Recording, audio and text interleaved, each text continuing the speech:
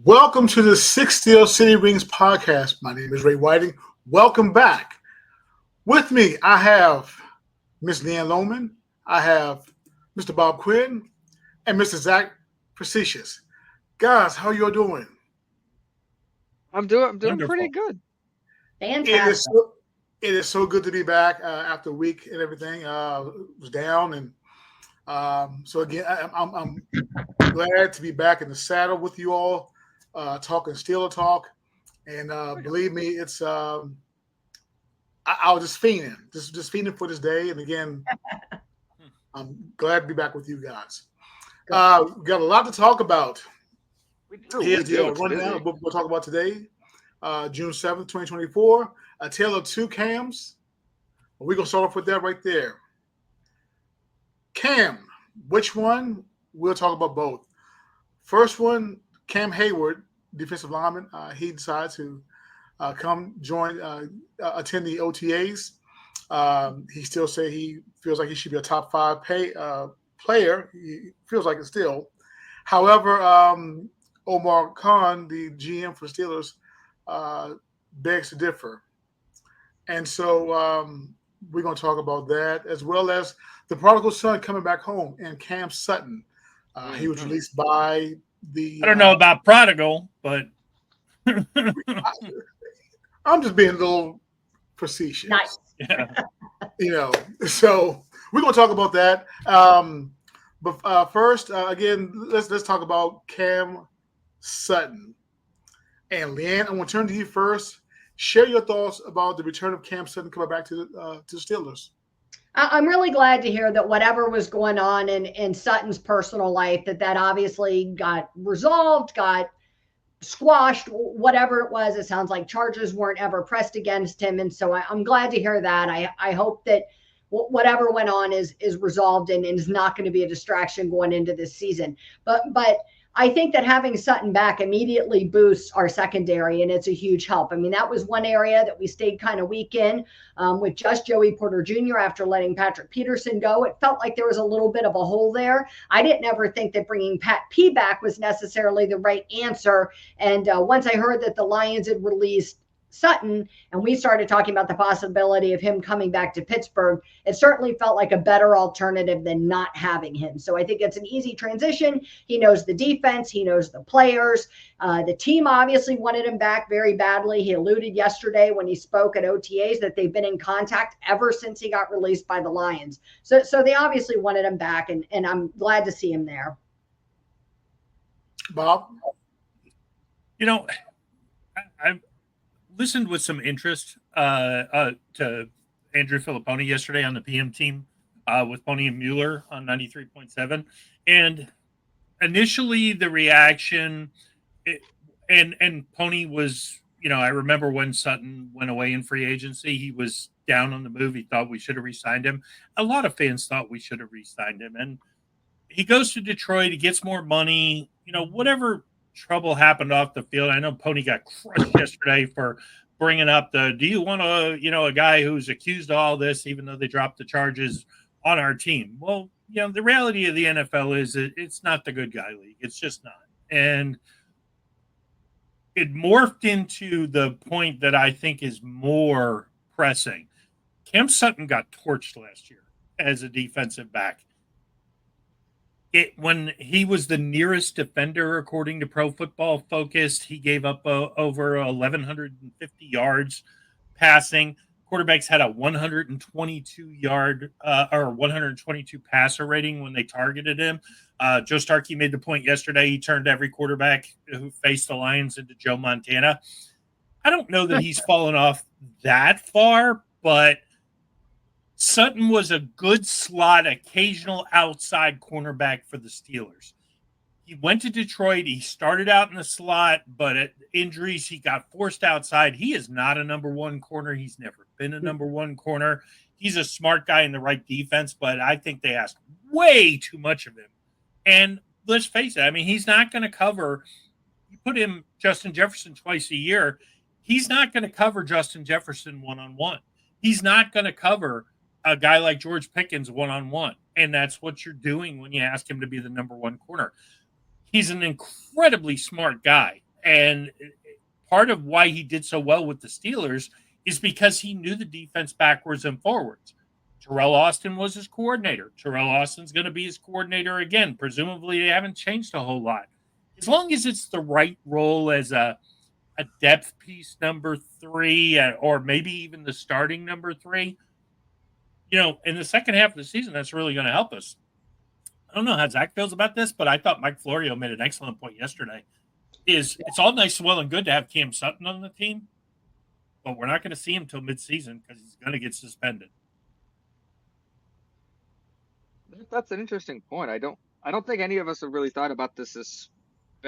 Did Florio have anything like specific? Like I yes, haven't heard anything Florio about read the charges. I saw this morning. I actually thought when we talked yesterday, I thought the charges against him had been totally dropped, but apparently they were reduced to misdemeanor charges. And Florio actually read the charges or the indictment or what he was accused of. I don't know the legal term for what you call that, but where he held his wife and the mother of his children down. He hit her in the forehead multiple times. He choked her and held her down on the floor or something. Huh?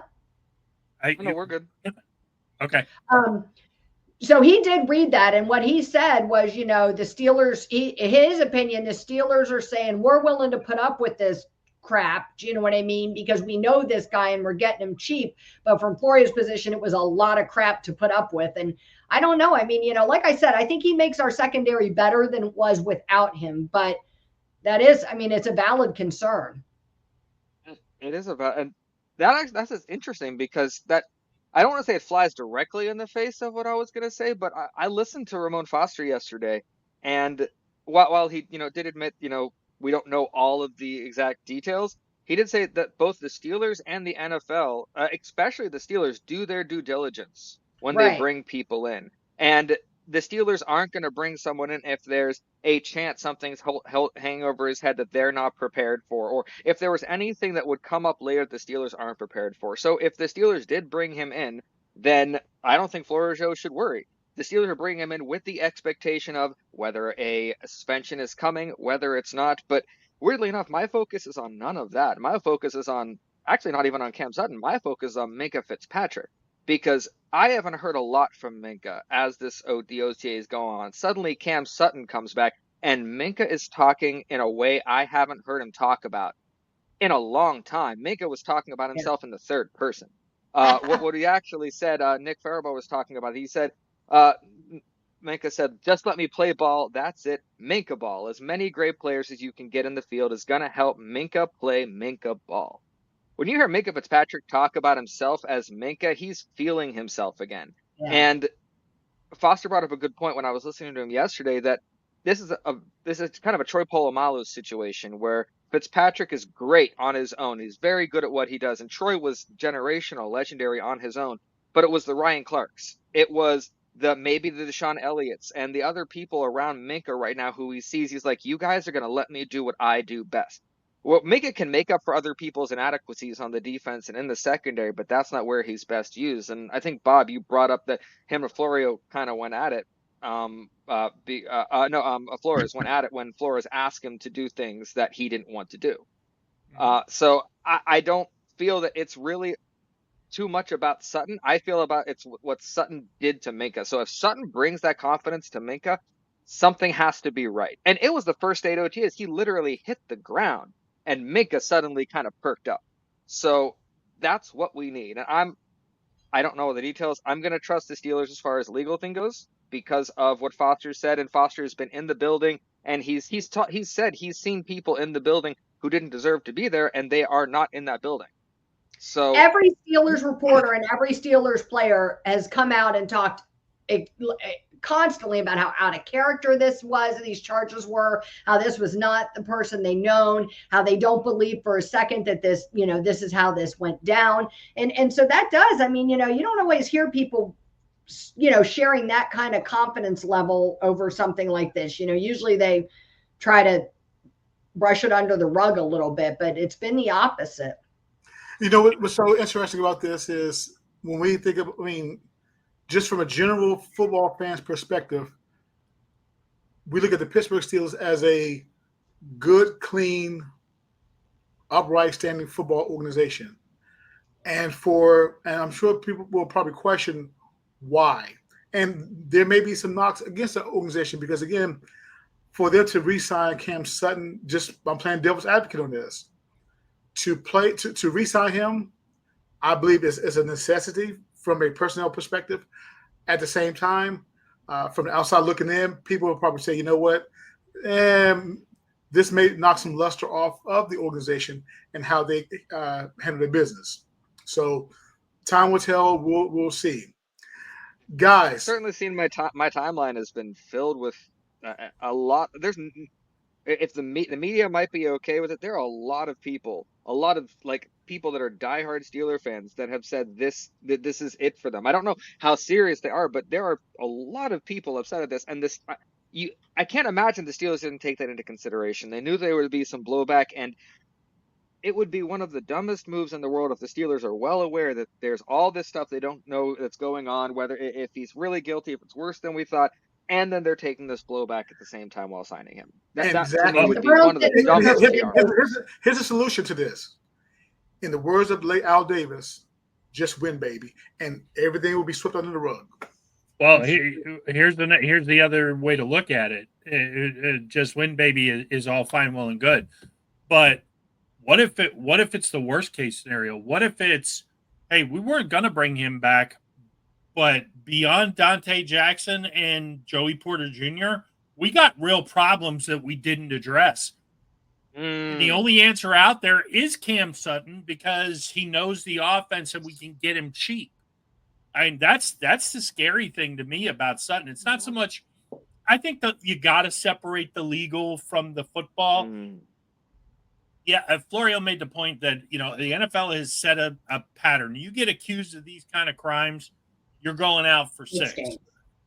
Maybe more, based on Deshaun Watson, but I don't think what Cam Sutton did. I don't even want to say that. I don't think Cam Sutton's accusations being reduced to misdemeanors rise to the level of what Deshaun Watson got accused of. And I have daughters. I don't condone for a second. If he did what he did, I mean, I'd be just as happy with him being out of the NFL. But at the same time, if he's going to play for somebody and we're desperate for cornerback help, and like I said, it's not the nice guy league, it's the NFL.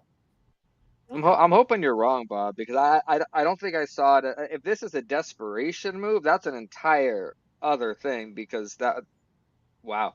No, I mean, who are you looking at? Your Cam Sutton or Patrick Peterson? I mean, there's your choices. We had headed into this week, and I mean, come on, Pete. I have to ask a side question right here. Not trying to get off course. You're good. What's wrong with Pat P? In your opinion, what's wrong with him? Because I like him. He can't play. He's old. Okay, that's what your opinion.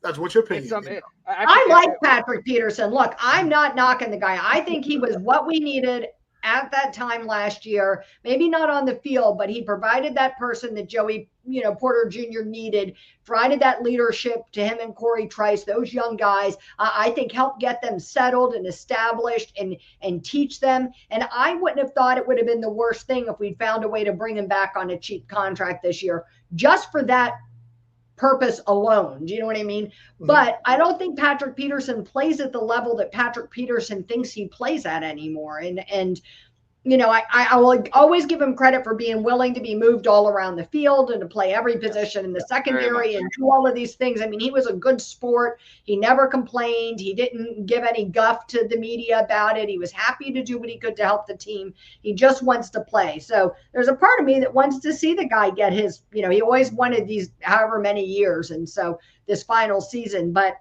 I don't think he brings enough to the table. I don't think he brought as much to the table as we thought he would. Yeah, I'm curious. I think there's a reason he's still in the street. I was curious. I was a skeptic, and I still kind of am, because I haven't heard anything directly from the Joey Porters and the young guys who got all of this leadership from Pat. I've heard that Patrick Peterson provided it, and it's kind of an assumed thing. Like, well, of course, I haven't heard anything direct. I haven't heard any outpourings from these young guys who were like, well, I can't believe Patrick's not here. What he did for me last year was irreplaceable. I personally haven't read, heard anything like that. So I'm skeptical about Yeah, what he Brian really McFadden, did of provide. course, he's Pat P's cousin, so maybe you take some of that with a grain of salt. He Yeah, did there say you go. Yeah. before we signed Cam Sutton on their last episode of their show that he was at OTAs or something, and he was talking to guys, and he was out there. He called it politicking for Pat P, trying to get him re-signed. And he said Joey Porter Jr. came up to him and told him, that he couldn't have done it without Pat P, how much he appreciated all of his support, how he got his career off to the, on the right foot and all of these things. So he did say that. I don't think he would come right out and outright lie on the air about what Joey Porter Jr. said. But you're right. There aren't all these people out there beating down doors, begging to bring him back. Yeah, that's what I was wondering. He's a Hall of Fame guy. He's a Hall of Fame It's nothing away from him. Person and player. 100%. But Joe Montana is a Hall of Fame player. I don't want him playing quarterback this year. Right. Okay. Guys, Cam Hayward, he returns. Great. I'm happy that he is back. And again, he's still standing his ground, saying he wants to be paid like a top 5 person. He said he is a top 5 player. He said he is. Now, okay, let's pause for a moment right there. He's a top 5 player. Who's the other 4? I have the list because PFF agreed with him. She's ready. Look at that. Yeah, I have the list.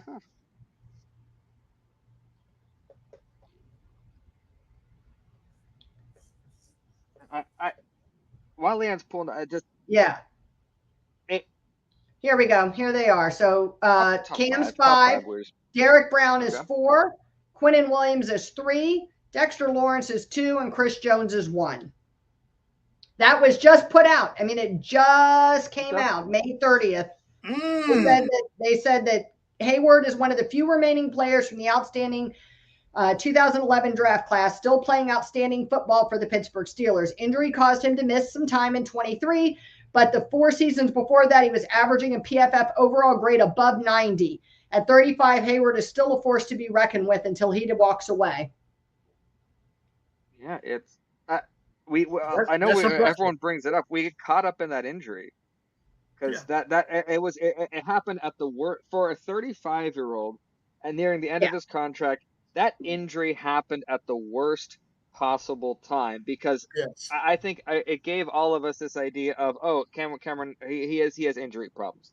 It caused like this Mandela effect with the fan base where they're like, Cam Hayward has been injured 100 times in 10 years or something. Do you know what I mean? Like he's always missing games all the time. I mean, people argue with me on Twitter every time I put something out. Their comeback is, well, what about all the games he's missed the last 5 years? I'm like, wait, what? What games? He played every game for 4 seasons. Yeah. And he was productive. He had 20 sacks in his last 2 before this? He's only missed significant time in 2 seasons. 2 seasons. Was it 16 and 23 or something? Yep, 16, 7 years apart. LeeAnn, I'm going to jump on that right there because you say folks will argue with you back and forth on Twitter about the games he missed.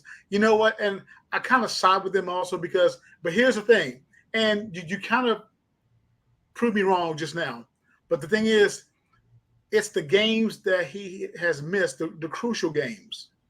That I mean, I don't know, how do you control he that? hasn't missed any. What's different about that than like an ACL tear? Do you know what I mean? Or any other like fluke substantial injury a player gets. It's not like he's missing because his like hamstring is tight or something, or he's choosing not to play because he doesn't feel well or something like that.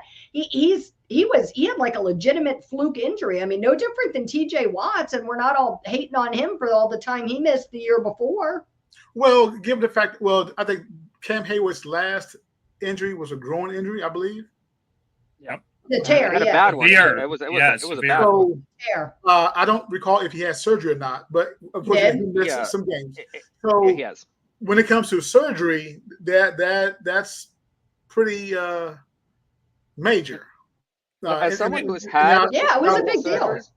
You know, there's a surgeries way back when and surgeries now. I mean, Cam Hayward can have a couple surgeries and he could bounce back. I know because the example is my grandmother a while 2 knee replacement surgeries, and she each time she was in the hospital in a while, and a couple decades later, here I am, and I have arthroscopic, and I had 2 holes in my knee for a full ACL repair. So, Right. and the Right. You rehab go was home the fast. same day or something. Yeah, Yeah. and I'm not a professional athlete. I was just a guy. So I think I think this is what Cam's trying. I'm playing devil's advocate like Ray does. What Cam's trying to tell people is stop looking at this injury like it's worse than it is. I know it kept me out. I know it did. I don't agree with him saying any of this. I'm saying you're at your age. I have to take that into consideration. But I'm saying it. The all the surgeries, all it can't mean. It's not as bad as we're making it out to be. I think it's all this tornado of everything happening at the bad time, of the contract situation, of a rough 2023 year we all want to forget, where the defense just struggled because of the injuries constantly, and we wanted to blame someone and we couldn't blame the injuries, and Matt Canada was gone. So it's this whirlwind of bad around Cam that we're like, well, I know, but it all equals bad, Cam. It's not just the one thing, it all equals bad. Hey, Bob, here's a role play right here, okay? You ready for this? Mhm. Omar Khan is out sick for an extended period of time. He has surgery, okay? And Art Rooney calls you, say, Bob, you are the interim GM. You run the team. You're the interim. Congrats, Bob. Okay, guess what? Now here comes Cam Hayward's agent. Bob, my guy needs some money. He wants some money. I mean, he's a top 5 player. What's your response? How would you handle that? You're 35 years old. You're not a top 5 player. You're an exceptional rotational player at this point in your career. You're just not a top 5. Even though PFF ranks him as a top 5 interior defensive lineman, I'm sorry, you're just not. So here's the deal. Do we want you here because you're a valued member of the team? Yes, you are. You're more than what you are on the football field. But Cam, I'm not going to pay you on past performance. I'm going to pay you on what I think you're going to do. So I owe you 16. So here's what I'm willing to do. You want to play 3 more years? I'll give you 32 with a $16 million signing bonus right now for the next 3 years. If you want to take it, great. We'd love to have you. You drop the threat that, okay, we'll see what happens and maybe I'll go play somewhere else. Go play somewhere else. I'll come right back at you. You want to be a 1 helmet guy? You're going to get paid like a 1 helmet guy. It was good enough for Jerome Bettis. It was good enough for Ben Roethlisberger. It's good enough for you. You don't like it? Hey, we'd hate to lose you. We'd hate to see you go somewhere else. But I don't think you got the stones to go somewhere else. So you know what? I'm calling your bluff. Damn, Bob, that's harsh there. You know, I agree with Bob, and this is what I think. I think that there's, we don't see what goes on behind the scenes. Do you know what I mean? The Steelers are as they should be, and Cam is going to make his overtures and all of those things and talk about on his podcast. But really, we're not hearing any real information from him other than that he wants to play and he still can play. And to me, what winds up happening, it has to wind up happening with this, is they have to go, okay, let's cut the BS. You know what I mean? Cam wants to stay. We want to keep Cam. What's a number we can both agree at? Let's come to an agreement. We're not trying to get rid of Cam. Frankly, we don't have anybody to replace Cam. So I think we need to be a little careful about how cocky we get about kicking him to the curb because we don't have anybody to step into his place right now. Right. Well, that was GM Bob. Let me tell you what writer and fan Bob said. Okay. Do I want to see Cam Hayward gone? Absolutely not. Right. I need him to be at a team friendly price though. There's some real value to him. Keanu Benton is coming fast, and if he plays this year just a little better than he did last year, I would argue that Keanu Benton is our best defensive lineman, not Cam, because Cam is great 75% of the time, but if you watch close over the last couple of years, he wears down. And it's not because he's out of shape. He plays so hard and he chases. And, I've seen the commentators, look how much he hustles. Yeah, he's trailing the play and he's running as fast as he can, but he's still 10 yards behind making a tackle. Forget about how much extra time our defense spent on the field the past 3 years too, though. Exactly. Now, Hung out to dry. He wants to be paid on previous performance. He really does. Saying he's top 5. But, you look at it. He got named to the All-Pro first team 2 years ago. Not the injury year and not the year before. He made one his Pro Bowl streak ended at 6 this season. And obviously because he missed time. Right. Okay. He's played in 8 playoff games in his whole career, and he's the defensive captain. Steelers' record in those 8 games is 1-7. And you want to say, well, Cam performed really well. He's got 1 sack in 8 games. He's got 2 tackles for loss. But I mean, you can't make the argument that he's some great historic Steeler. He's a Walter Payton Man of the Year. He's a stellar member of the community. But on the field, yeah, he's made some Pro Bowls. He's got some All-Pros, but he is not what – I mean, Aaron Donald was an impact player. Yeah. Cam Hayward is not Aaron Donald. He's exceptional. He's very good. In his peak, he's probably going to the Hall of Fame. But don't get it twisted. You're not a 35-year-old, some super athlete. I mean, maybe you will be. Who knows? Maybe you'll be the Tom Brady of defensive lineman. I see him as more of a Casey Hampton kind of a role where he's in there. You're not going to get to the stats, but when he's not there, you certainly recognize he's not there. And so he might not be the Aaron Donald where, he's going for Defensive Player of the Years and MVPs and everyone's, but he is the stats don't have to rack up for Cam. Like those 10.2 were anomalies for the kind of player that Cam is. Like that was incredible, but I'm wondering if we were asking too much of him at that point too. There's a lot of questions about the different numbers that Cam has over the last little bit, but I agree with 35, the injury, everything is pointing towards just be happy right now, take a little bit of money and ride off into the sunset. Because what Foster said yesterday, that Cameron Hayward is not going to play for another football team if you put a bazooka to his head. No, and so I think he shot himself in the foot with that one helmet team saying they're like, really? So we might be desperate on defensive line, but you don't want to go anywhere else, do you? I think Cam Hayward is a guy who just talks all the time. As my dad was this way. Do you know what I mean? You just talk. You wear your heart on your sleeve. Do you know what I mean? You're passionate. I think he's all of those things. And so I think he says all of those things. His agent's probably sitting in his office like, would you just quit talking, Cam? Would you just quit talking and let me do my job, please? If I was the agent, I'd be calling him. I'd be like, please shut up. He's the kind of guy whose agent probably says, hey, the meeting's at 10 and they start at 9. Yeah. Meeting's already done when Cam gets there. Just sign here, Cam. We're good to go. We got you everything you want. Guys, the moving to the wide receiver situation, Omar Khan is still trying to wheel and deal to get either Brandon Ayuk or Deebo Samuel from the San Francisco 49ers to Pittsburgh.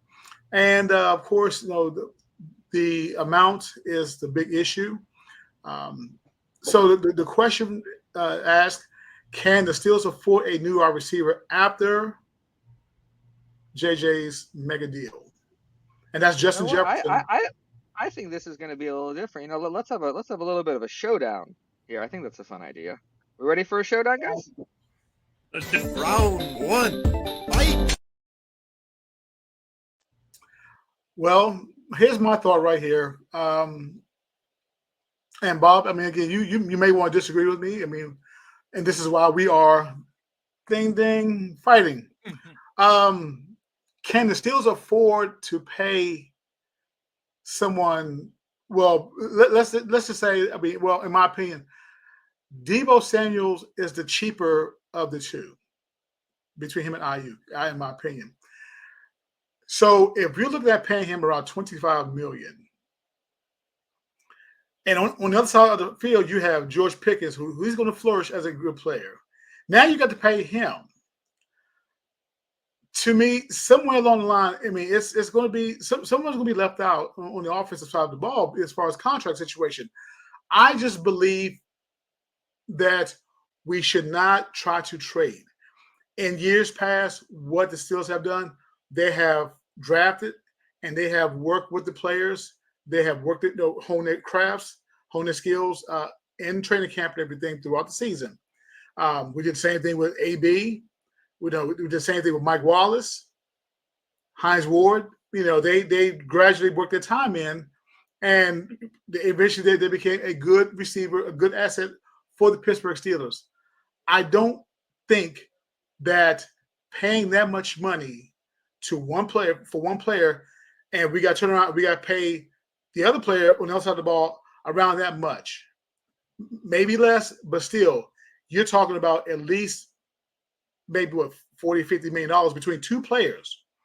And let's be honest here, Najee has lost weight. He's trying to play for a contract as well. Jaylen Warren, I mean, he's okay right now. Eventually, we got to look at the quarterback situation. We're going to have to address that. So I took my shot. Well, it's on you now. Let's just face it. Justin Jefferson's contract has now officially rewrote an already troublesome wide receiver market. And you start to look around the NFL, and Ray, it's nice to say that we developed Antonio Brown and we developed Hines Ward. Those guys haven't been Steelers for a long time. We haven't developed. I mean, Deontay Johnson got the second contract, and we cut bait after 1 year with him. The Steelers' perception that they draft and develop wide receivers, you got to look at what's going on in the NFL. Devontae Smith, A.J. Brown, both getting $25 million plus. A.J. Brown's getting the second highest paid receiver in the league, getting $32 million. Tyreek Hill and Jalen Waddle in Miami, they're both getting huge contracts. Now it becomes a question of, are the Bengals going to try and duplicate it with Joe Burrow, and Jamar Chase is going to get paid, but are they going to try to keep T. Higgins around on a team-friendly deal? So the idea of, suddenly you look at trading for Brandon Ayuk, and let's say the Steelers could sign him somewhere in the neighborhood of 4 years, $100 million, maybe guarantee him half of that money, $25 million a year. That's all of a sudden a bargain. Because if George Pickens and Brandon Ayuk are on the same field, Pickens is going to, they have different skill sets. Pickens is still going to have a really good year. But now all of a sudden you can pay your two top receivers $40, $50 million, and you're getting a deal. This is not, let's just be clear. Contracts are not going down. This is the baseline. Jamar Chase will get paid more than Justin Jefferson. Do I think he's better than Justin Jefferson? No. But he's going to get paid more. We can all say, oh, we should only pay these guys $10, $12 million a year, and we can find new ones. Well, we got lucky and found George Pickens. I mean, there's been a lot of guys, this whole myth of, oh, well, Steelers really know how to draft and develop receivers. Yeah, at one time we did, but nobody has ever signed second contracts except for Hines Ward, Deontay Johnson, Antonio Brown. That didn't really, it worked out at the beginning, but it didn't really end well. Well, it didn't end well. I mean, Antonio Brown blew up the team. He cost us, he quit on the team and he got ran out of town. Juju got a second contract, but he took a huge discount to do it. And it wasn't even a second contract. It was just a 1 year deal of, hey, nobody else will sign me. Can I come back? Can I come back? And he was, I mean, it's so frustrating to watch what the NFL market is going to, but you can't compare running backs. Running backs are a dime a dozen. Najee lost weight. Good for him. Hope he does well on his next team because it ain't going to be in Pittsburgh, unfortunately. Jaylen Warren, he got paid. He's an undrafted free agent. Steelers have paid him nothing. So if they all of a sudden turn to him and say, hey, Jaylen, we'll give you $5 million a year to be the lead back. By the way, we're going to go get another undrafted free agent or low-round draft pick who's going to split time with you. All of a sudden, that's a good deal. But receivers' contracts have exploded. The market is what the market is. It's like quarterbacks. You can rail all day long that, Patrick Mahomes is the best quarterback in the league. He ain't the highest paid, and he's not going to be the highest paid. Dallas is probably going to do something stupid and pay Dak Prescott more money than anybody else. Woohoo! Good news. You don't get anything. The reality of the NFL is contracts go up. They don't go down. So all of a sudden trading for a guy like Brandon Ayuk and paying him $25 million a year seems like a bargain. What do you guys think, Zach and LeeAnn? What do you think, LeeAnn? I don't know. I'm really conflicted on this one. We've talked about it before, and I don't know. Like, I feel some type of way about paying a Brandon Ayuk. My gut tells me that our number 2 wide receiver is Pat Fryermuth, and call it whatever you want to call it. You know what I mean? But an Arthur Smith's offense, I think that's what it looks like. But then my heart says, what if George Pickens gets hurt? You know what I mean? We have to have somebody else there. And I just worry about what the impact of bringing in a Brandon Ayuk is. We talked about this a little bit before. What does that look like? How does George Pickens handle being told he's the guy and then having it yanked away? And I understand those things happen all the time in football, but I don't know. I think that this is a ripple effect that's going to, like Bob said, I think it's going to continue, and it just is what it is. There's no changing it. Definitely sets the track for the 18-game season happening sooner rather than later, because owners are going to demand it. I mean, who can afford this for long? I mean, you can't. Now you look at like what Christian McCaffrey got paid as a running back. I mean, running backs are going to be going nuts. We wouldn't pay Najee $7 million, and look what they gave him. Now I understand the caliber is different there, but even still, I think all of these things, they set this tone. The Steelers are going to be facing it when we finally figure out what we're doing at quarterback, whether it's with Wilson or Fields. I mean, we're going to be looking at having to pay somebody a significant amount of money at quarterback, for the first time since Ben's last big contract. It's true. The interesting thing about the Arthur Smith's offense is I was hearing a lot of people say exactly what you were saying, LeeAnn, about, Pat Fryermuth being that number 2 guy, and Arthur Smith. Arthur Smith sneakily almost had 2,000-yard receivers in that 2020 season. Yeah. A.J. Brown and Corey Davis. So we could have, an Arthur Smith offense that works the way it's supposed to, It's true. have big tight end stuff, and still have wide receivers that do what the Plaxico Burress Hines Ward. I haven't seen that happen in a long time. So I like what Bob said, that if we want to be one of those elite NFL teams with 2 number 1 wide receivers, you're gonna have to pay both wide receivers. Great. I like the Jalen Waddle and the Tyreek Hill and all those guys. We're gonna have to do that. But LeeAnn, you're right. It's getting out of control. Eventually, the salary cap's going to be at a point where it's going to be like $1 billion a team, and I'm not going to sure. So Yes. the whole thing is very confusing. I also feel like wide receiver is the one position where Pittsburgh is like, no, we're going to dig in our heels and we're not going to pay crazy money, because we managed to find like homeless guys on the street and draft them in the imaginary 12th round and pay them in hot dogs, and they become Pro Bowlers their rookie year. I mean, they somehow have this knack with wide receivers, and they aren't emotional about it. The fans fall in love with them, and the team is like, nope, you've overstayed your welcome. You're too expensive now, and let you go and get the next guy. And so I have a struggle imagining them paying somebody Justin Jefferson money. I mean, unless it was Justin Jefferson. I think in this case, and Bob, here's the thing. You mentioned earlier in our battle, A.J. Brown and Devontae Smith, how they got their money. Pittsburgh is a small market team. The NFL, no. We're not talking baseball here. NFL has a salary cap. You gotta spend that money. Yeah, it doesn't matter. They have a salary cap, but the thing is, Pittsburgh doesn't sign that many big contracts. So what I'm saying is, it's nice to have Brandon Ayuk on the other side, or Deebo Samuel on the other side, across from George Pickens. I am just fearful of, if we pay out that much money, okay, there better be a Super Bowl at the end, a trophy at the end. There better be. Yeah, but Ray, you're perfectly okay with paying T.J. Watt and Cam Hayward and Minkah Fitzpatrick this huge money. Look, I thought Colin Cowherd kind of made on his podcast a good point. The Steelers are starting to transition, okay? When you pay your defense a lot of money and you're good enough, and then you start investing in the offense, your defense gets old and your offense comes to the forefront of the guys you got to pay. So they're not paying a quarterback. They're not paying a huge money to any skill position at this point. All the big money's on defense. T.J. Watt's about to be 30. Cam Hayward's 35. Minka's had some injury issues. He's getting up there. Do I think we're going to all of a sudden dump that money? No. But if I'm okay with paying TJ Watt $30 million a year, I better be okay with paying my number one wide receiver that kind of money because everybody else is. If you sit there to George Pickens, let's say he has a huge year. And by the way, I don't necessarily think we have to go get Brandon Ayuk, but if we're paying him $25 million, I do think it's a bargain.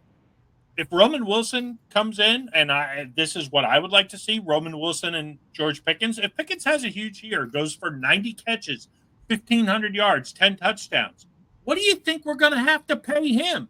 We come at him with $15-20 million. You know what he's going to say? Yeah, thanks. I appreciate it. You misused me half of my career. I'm going somewhere else. And he'll get paid. I agree. I don't think it's what we traditionally do, but I don't necessarily think that means it shouldn't be done. I think if we have somebody of that caliber, you have to pay them to keep them. I mean, but he's in a rookie contract, so the Steelers have some leverage right there. No, he's not. He's got 1 year left. 1 year left. Second round pick. All you can do is franchise tag him. But they have some leverage. They have some. Ask Cincinnati how that's going with T. Higgins. Yeah, that's not a good move. I don't see that being a good move with Pickens. I mean, he can be – if he has that huge season, if he doesn't have that huge season, then I don't know that he has the ground to stand on. Do you know what I mean? But if he has that season Bob just described, then, it would be, I think, uncharacteristically crummy of the Steelers to do that. I mean, there's a difference between being a little bit of cheap and screwing somebody over that's giving you everything they have. If he really has that big season, then he deserves to get paid like the other wide receivers that are having comparable seasons. Amen, LeeAnn. But the thing is, what I'm fearful of with GP is his attitude. If you double team, he's been double teamed quite some time. You're not going to care about his attitude if he has 1,500 yards and 10 touchdowns. Hey! Look at the 1,500 yards and 10 touchdowns. That. Name me a current top wide receiver who doesn't have an attitude. It comes. They're head cases. It comes with the position. They just are. They're a little bit of head cases. But we've seen how George Pickens act when he doesn't get the ball. CeeDee Lamb, look at how CeeDee Lamb acted on the sidelines of the Dallas playoff game. Every wide receiver gets mad when he doesn't get the ball. They all want the ball. You hear anybody, every quarterback says it. All the wide receivers want the ball every single play, every single time. They want it to come to them. Open, and they are always open. Yes, I mean this isn't new. This isn't unusual. If anything, it's gotten worse. Personally, I don't even think Pickens has that bad of an attitude, especially not compared to some of the other wide receivers. I just think he had an extra spotlight on him because of Deontay Johnson. And I think the two of them together looked extra bad. Plus, I think Steelers fans are a little bit crotchety. Yeah. This whole perception of, it's not the Steeler way to pout. Yeah, I understand it's not the Steeler way. Yeah, I remember when Hines Ward did something selfless. Yeah, come on, get out of here. Hey, all you Antonio Brown lovers out there who criticizing George Pickens, what happened when they didn't throw Antonio Brown the ball? Never mind not throwing the ball. So mad. Oh my God. Just named the co-wide receiver the MVP of the team. He quit the team. Again, if you ask any coach in the NFL, they want a number one receiver like that. You want a guy that goes out there that says, I am the best. I deserve to get the ball every time, and I am open. That's what makes a number one. So if George Pickens' attitude of I want the ball every time starts matching those numbers, that I agree with what you say, LeeAnn. He puts up those numbers, do it. BTO, enjoy your popcorn. Yeah. But you put up those numbers while you're doing it. And the bad thing is, even if he doesn't go 90, 1,500 in the Steelers pay him, I guarantee you, if he just has another 1,000-yard season, there will be teams lined up around the block to pay him. Yes. Because they will say the Steelers quarterback stink, and this guy is still finding 1,000 yards, averaging 18 yards a catch. That's where you have to be careful with leverage. Do you know what I mean? You start trying to have too much leverage with these guys, and they're just going to leave. I mean, these young kids are making business decisions. Do you know what I mean? This is not an emotional, Ben Roethlisberger or Hines Ward. I want to finish out my last few years here. This is a young kid who wants to make as much money as he can for this very short career he's going to have. And I mean, he's making a business decision.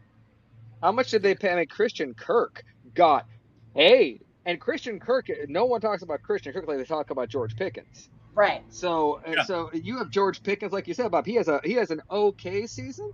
Yeah, he's gonna get paid Christian Kirk money if we don't pay him. Now, I'm They hoping get paid he'll a give lot us more than first that. shot. Yeah. Yeah. Yeah. Goodness. Yeah. All right, guys, before we wrap up our show, I have a question for you. I'm going to give my answer first and then shut up and listen. I am curious how close you think the Steelers are to another Super Bowl. So if I ask the question like this, we are blank away from making the Super Bowl again. What is that? One wide receiver, a new head coach? What do you think it is that we're missing that we need to be able to win or make it to another Super Bowl? And for me, I think the answer is really about an injury-free season. I think you look at how well we did last year, making it to the playoffs with this weird hodgepodge of quarterbacks and all this wide receiver drama and okay offensive line that was still emerging and struggles on the defense and all of these defensive injuries. And we still managed to make it to the playoffs. And I don't think anybody coming into last season had Mason Rudolph taking us to the playoffs on their bingo card, but there we were. And so to me, I think if we can avoid those injuries this year, the TJ Watt injury, the Cam Hayward injury, a Minkah Fitzpatrick injury, God forbid Patrick Queen in that cursed position has an injury. I think if we can avoid those injuries on defense, we can avoid George Pickens getting hurt and in a good situation with our quarterback, I think we have a really good shot this year. What do you guys think? I don't think we're one player away. I just don't think we're Super Bowl ready this year. I mean, could it happen? Could Russell Wilson go out and have an MVP season? Could we stay, like LeeAnn said, completely healthy? Yeah, it could happen, but I don't think it will. There's still a lot of holes on this roster. Omar Khan has done a phenomenal job of filling holes, but he's not done yet. There's real questions at wide receiver. There's real questions at cornerback. I mean, it's nice that we brought Cam Sutton back, and yeah, we think that's going to help. But like I said, we're going to miss him for half the season. And now is Darius Rush, is Corey Trice, are they going to be the guys we stick in there and say, okay, yeah, these guys are performing? And if they perform halfway through the season, do we even need Cam Sutton? But that being said, defensive line is a real problem, in my opinion. I think no matter what Cam thinks he is, Keanu Benton is showing that he could be an elite defensive lineman. Cam at 35, if he plays 100% of the plays, he's going to break down halfway through the season, and it's going to start to look bad. We're going to start to get gashed in the run game. I think a Cam, Larry Ogunjobi rotation where Keanu Benton is on the field for most of the snaps could definitely work. But if one of those three guys gets hurt, there's a real problem on our hands. So there's a lot of ifs. We got to be completely healthy. The quarterbacks have to play much, much better than Kenny Pickett, Mitch Trubisky, and Mason Rudolph did. It's a low bar. I will probably get over it. But there's a lot of questions, and I just don't think we have enough answers this year. I think we can win a playoff game. I think we can make progress. I think our offensive line is going to be a lot better. But until I see the quarterbacks actually get on the field and perform, no matter which one that guy is, I don't know. I think we're still a year away. That's a great point with the quarterbacks, because that's exactly what I was thinking. Because we are a single quarterback room away from a Super Bowl. That's what I believe. And by a single quarterback room, I don't mean like a united. I mean one guy leading the pack. I like that we're going into this season with these two capable guys. Definite upgrade from what we've been. But 2025 cannot be what this year is. This year is unique for the Steelers, and it's unique to have these two caliber of quarterbacks in the same room. We're all grateful for that. But going forward after the season, whether it's Russell Wilson, whether it's Justin Fields, or whether it's a third guy that we have to draft because both of them bottomed out, we need a single leadership quarterback room. One starter, a backup, and a guy competing for third. Like I remember the Steelers had, we had Ben, we had Batch, and we had a random third guy. That's what I remember. So that was our foundation. It was stability. So happy for this year. It'll be fun. Ooh, Justin Fields packages, returning kickoffs, Russell Wilson. I want stability going forward, and that is what we are one single quarterback room away. What do you think, Ray? Here's my take on what will take for the Steelers to get to the Super Bowl. Here's a twist right here. It's 2 wins, at least 2 wins. But the twist is, one, like LeeAnn said, you got to be healthy, injury-free. In years past, we've seen the Steelers, they come out the gate looking good. And then that middle part of the season is like they hit the slump. And then they find themselves having to run off a number of games to win to get into the playoffs. So that's what happened the past 2 years. Just kind of just sneak in the back door and get into the playoffs. So these are my 2 wins, crucial wins that get to the Super Bowl. One is the Christmas game against the Chiefs. Now, we've seen where when it comes to Kansas City and Pat Mahomes, December and January football, they shine. And again, they kick butt and everything. They go to the Super Bowl. They're the defending Super Bowl champions. We've seen what they can do, especially with Travis Kelce, that connection right there. If we can beat the Chiefs on Christmas Day, that's a statement game for them. The second one is if we get in the playoffs, because more than likely, I'm going to say Baltimore will probably win the division. I'm not counting on Cincinnati. I'm saying Baltimore. So we'll get that wild card. If we get that wild card win, that will be a confidence booster for the team. And I believe at that point, we can go to the Super Bowl. So 2 wins for me. Of course, there's more to it, but 2 wins will get to the Super Bowl. But Ray, we were the wild card this year, right? I mean, if we don't win the division, I mean, I kind of see your logic here, but if we don't win the division and don't get a home playoff game, it's not going to boost confidence that we made another wild card game. I think if we're in the wild card game, I think it's a huge failure. I agree. It may be a failure, but guys, the playoffs in 22, we didn't go. But when it comes to the wild card, again, that's new season. It's win or go home. So it's been win or go home since 2017. We haven't won. But we have to ask the question. Okay, we go home. Think about this. Is Pittsburgh right now? Is Pittsburgh better than Baltimore? Yes or no? Yes. Is Pittsburgh better than Cincinnati? Yes. 50-50. It depends on who's playing for it. That's it right there. So on the goal there. And again, I mean, and look at our schedule, guys. Look, 6 of the 8 last games of the season, they're all division games. So we're going through the gauntlet. So yes, Pittsburgh has to come out the gate doing good. And again, that's going to be the telling tale because, again, those middle games, I believe that Pittsburgh may kind of be lackadaisical. We may lose a game or 2. Like last season, we should have lost to Arizona. We should not have lost to the Colts. And we should not have lost to the Patriots. You see what I mean? Schedule, if we lose any of those games, we're not making the playoffs. And if nuts, candies, and butts and everything. So, but my point there's no if about it. If we lose a game that we shouldn't lose to an inferior team, we're not going to the playoffs. We're not making the playoffs. Not with the schedule. But we've seen it in the past. Like I say, when it comes down to the stretch, down the stretch in the final few games of the regular season, Pittsburgh has come on and shown some strength, and they have pulled out the win. That's why the other seasons.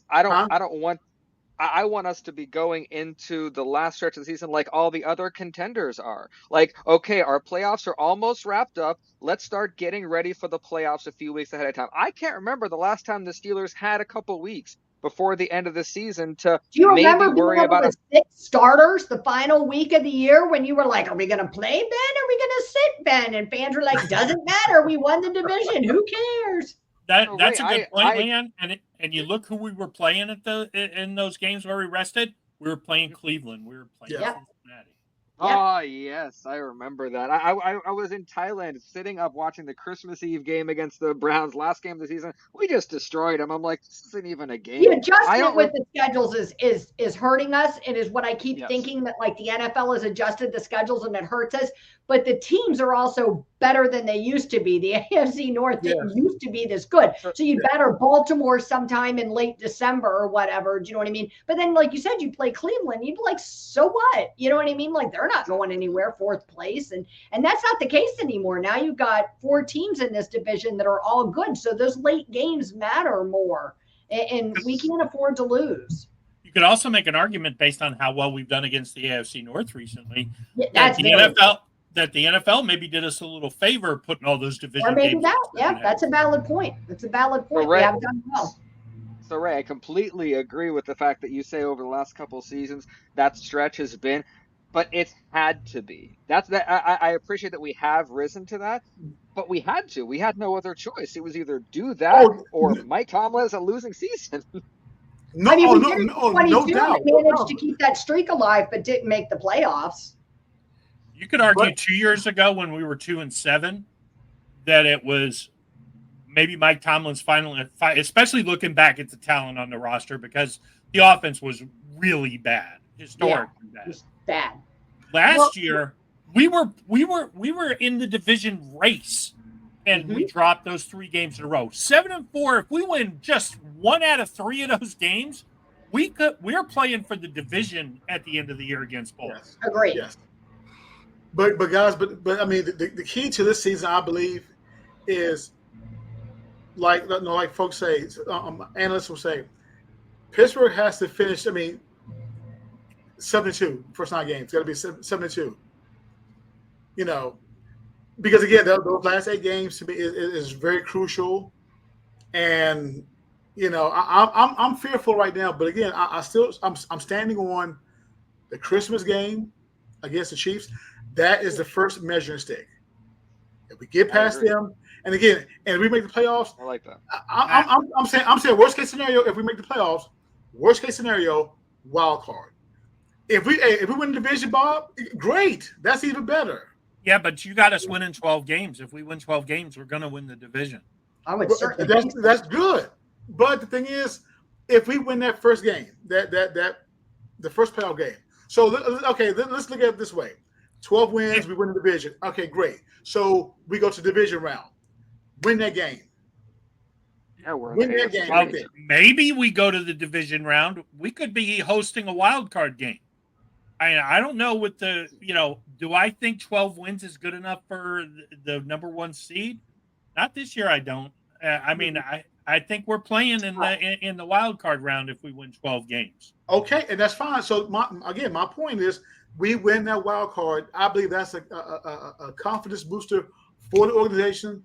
And again, move on to division round. And I believe at that point, the sky's the limit for the Steelers. I believe so. I believe that as a fan, I believe. So if we go 10-7, get the 7th seed, and get blown out in the wild card game, what do we do? Well, it's a lost season.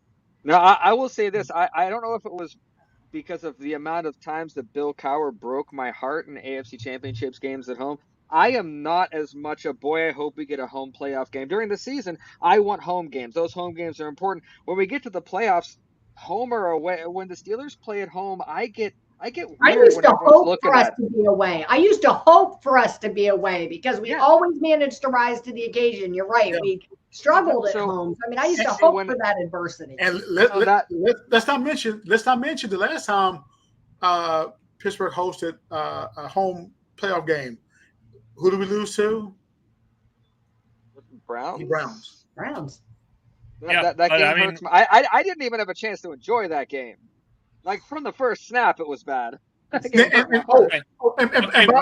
the way, Ray, if your point is we don't want a home playoff game because we lost to Cleveland, we ain't doing very good on the road either. Oh no, Kansas City in Ben's last game in the playoff game. What was that? 42-0 or 42-7 before we could blink. Okay. Now, Bob, I'm glad you said that. Ultimately, I want them to make the playoffs, whether it's their home team or a visiting team. Bottom line, I want them to get the playoffs. Now, Give me the home team and the bye. I'll take my chances. as you stated, it was 42-0 before halftime when they played the Browns. 42-7. TJ gave us all hope for a quarter. Okay, Yeah. 42-7. Okay, so let's go back to Cam and his playoff record of 1-7. Now, do you blame the Browns game was 42-7 before halftime? Do you blame that on the defense or do you blame the offense? Because again, look what happened. The first game of the offense, it was almost a safety.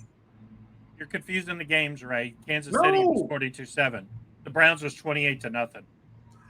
And do I blame the defense? Yes, I do blame the defense. I'm sorry, but you can't give up. You can't be a world-class, highest-paid defense. I don't care if they're starting on the 3-yard line. You got to hold one of them to a field goal occasionally if you're getting paid that much. No, the defense in this playoff losing streak, 42, 35, 45. I mean, it's ridiculous how many points we're Let me say this. I agree with Bob. I blame the defense for the playoff loss. I blame our offense for our crappy seasons. Do you know what I mean? Like that losing, dropping games to teams you shouldn't lose to. Put that right on Kenny Pickett's resume. I mean, and again, when you look at that pound game, straight crap quarterback. And bottom line, Ray, one thing real quick. If you look at the Cleveland game, when we were down 28-0, if the defense had just made that 17-0 or 20-0, we win that game. Yeah. But here's the thing. Okay, and that's fine, guys. But when the offense is putting, I mean, they're fumbling, interceptions, 3 and outs.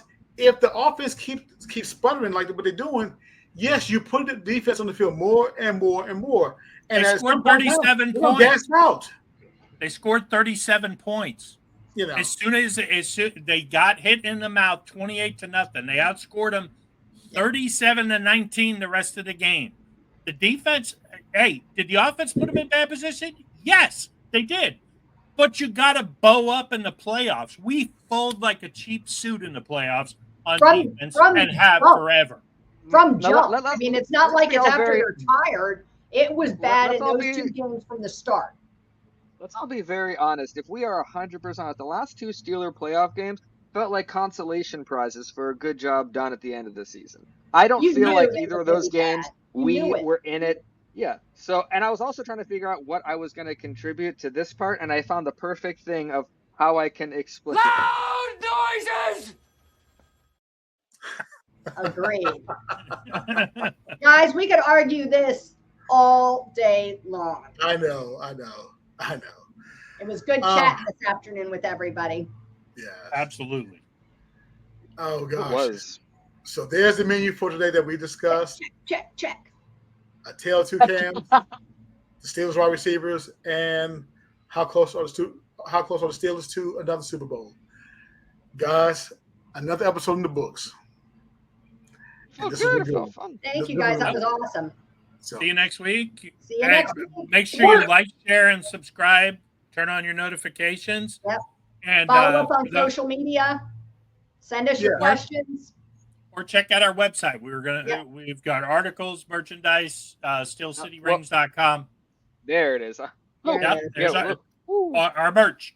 I'm the odd man out today. Yeah, make sure you guys check us out. Send us your questions. If you have feedbacks, you want to share with us your thoughts on what you think we're missing to make another Super Bowl, what it's going to take, fill in that blank and send it to us. You can follow us on Twitter or X or whatever we're supposed to call it now, Instagram and Facebook.